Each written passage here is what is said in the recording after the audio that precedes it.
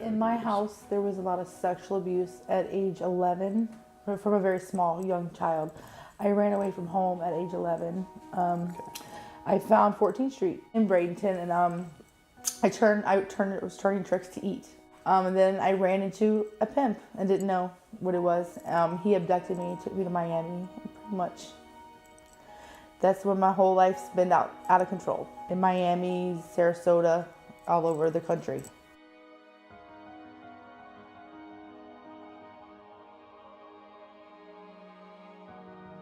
I just did it because I had to survive. It's like it's an instinct. You have to survive. So I did what I had to do to survive, pretty much. It wasn't knowing right or wrong. It's just I did what I had to do.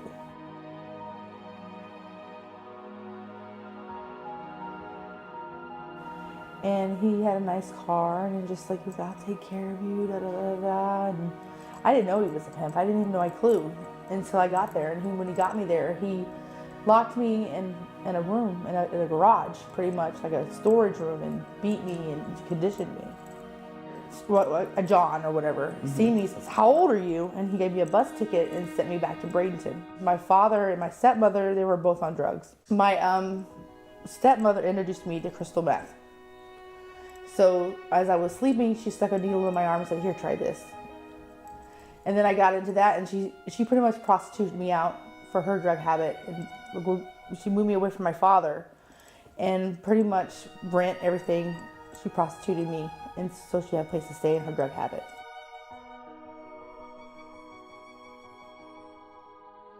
My dad owed these drug dealers money. They beat me, they raped me. My baby died. I was 6.5 months pregnant at the time. I was just like so oblivious to everything that was going around me. I was just gone.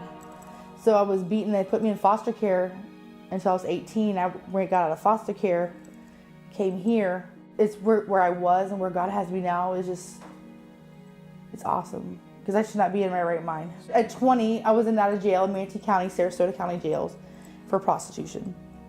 And I got saved. In jail? In jail, okay. In jail. The lifestyle that I live is a stronghold. Eugene, usually pimps make you put their name on you to show that you're their property. And I think the stronghold in that was he had such a control over me. And then in a sick way, that control was love, because that's all I know. And that was safe for me. I felt that I had no other choice but to live the life that I lived. And I believe now that I've been delivered from such a life, that it's my duty to let those girls, they don't ever have to do that.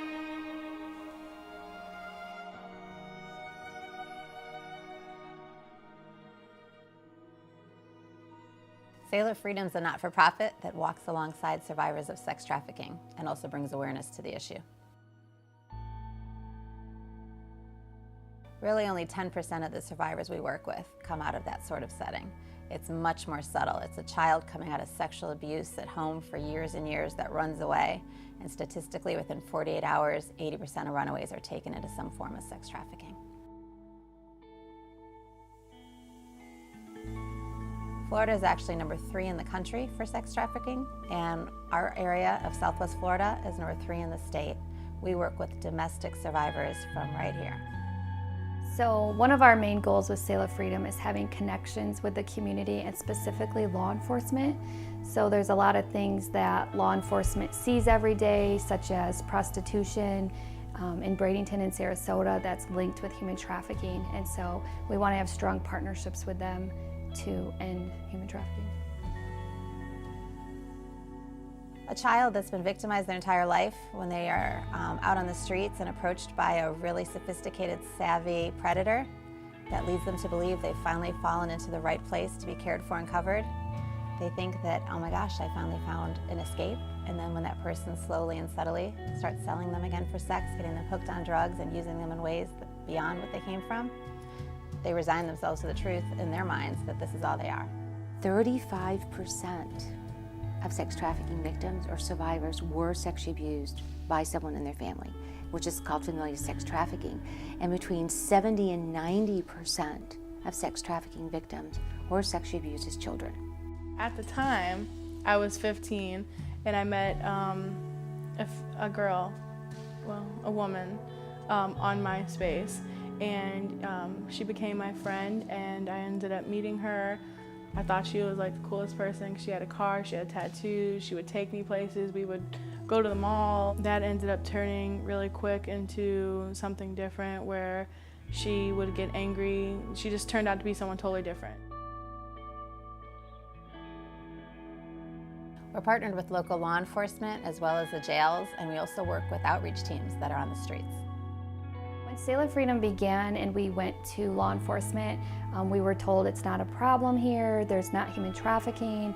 We may have high-paid escorts or prostitutes, but that specifically human trafficking wasn't happening in these areas. We've had law enforcement say, you know, we're just tired of the revolving door of prostitutes being arrested over and over again. And if you can tell us something different and you can help us end the problem we're having on the streets with prostitutes or on Backpage, then we'd love to hear what you think we could do to stop that. We then take the survivors through complete restorative services. We provide counseling, we provide life skills training, education, job placement, everything that they missed out on, most of them from as young as age 8, 9, 10 years old. Even if you learned life skills as a child, you know, your mom, if you were fortunate enough, or someone taught you how to cook, taught you how to sew, you know, taught you how to go to the store and, you know, make change and whatever. When you go through something so traumatic, and it is traumatic, being sold on the streets, however that looks for you, you really kind of forget those life skills. And part of life skills is about how do you interact with other people? How do you interact with other women? How do you trust again? And that's all part of what Selah does. It gives women those tools so that they can love themselves again, so that they can love a creator, whoever their creator is, so that they can move forward in life, and more importantly, that they really feel that they are a human being, that they're not an object, and that they can really make a difference in this world. Since launching our services less than a year ago, we have served close to 50 survivors.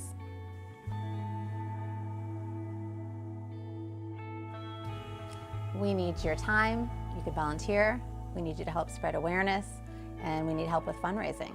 There are many ways. We'd love to have you check out our website for full details.